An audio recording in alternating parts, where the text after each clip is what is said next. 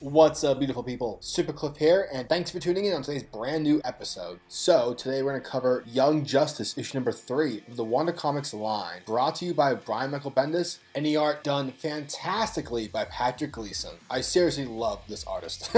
Let's do this. So, picking up after the events of issue number 2, we shift from the group of heroes we focused on in the last issue, and now we're brought back to Superboy, Connor Kent, and Impulse, Bart Allen, as they're reuniting, and Impulse is, well, he's clearly happy to see Connor after all this time. And it's here where Connor reveals to Impulse that they're on GemWorld, and that he's a Kent, and so he obviously loves to farm. I love that reference. Then suddenly the pair are interrupted by one of Lord Opal's commanding officers. And as Impulse gets himself ready and prepped up to do battle against these GemWorld soldiers, we see Superboy surrendering already, like without question. And Impulse is like, what? Dude, what are you doing?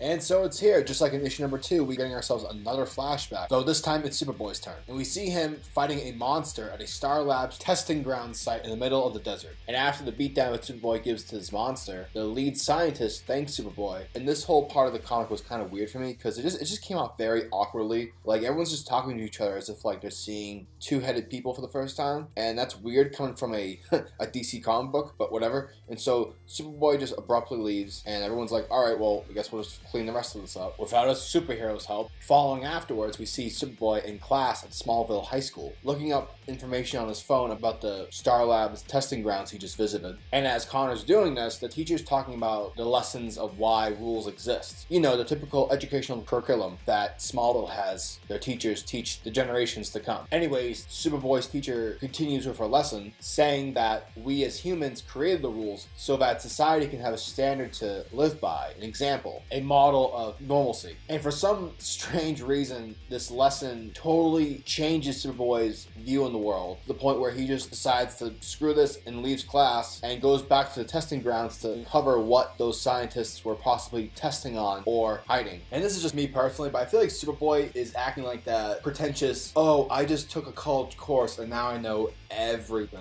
Okay, Chief, don't get too much ahead of yourself.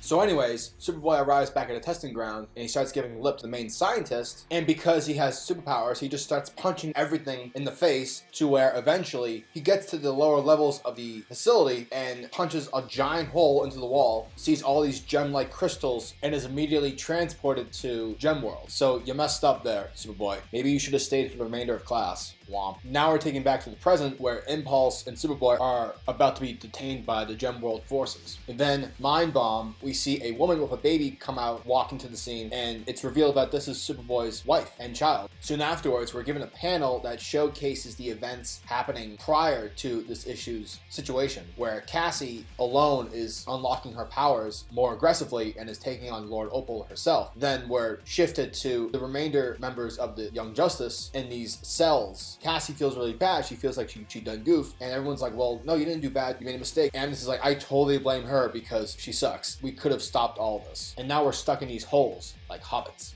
And so that was issue number 3 of Young Justice. And I have to say, I was a little disappointed with this issue. It's fun, it's enjoyable. You know, I'm always going to pick up the next issue. It's just, I didn't really particularly care for Superboy's origin as to why he's not fighting and how he got to GemWorld. It's kind of like he's an idiot and he messed up. And why should we care? Because it's the return of Superboy. The art is fantastic. It's the obvious redeeming quality. It saves this issue from being boring. I'm kind of bummed we didn't see the whole fight with Lord Opal because I feel like that was like probably important and something we should have seen. I'm still curious. I love this series. It was a letdown. So now I have to wait a whole month for the next issue. Overall, I would give Young Justice issue number 3 a 7 out of 10. And that wraps up today's video. If you guys like my content, please hit that subscribe button as well as hit the bell symbol so that the world of comics is never missed out. Peace, guys.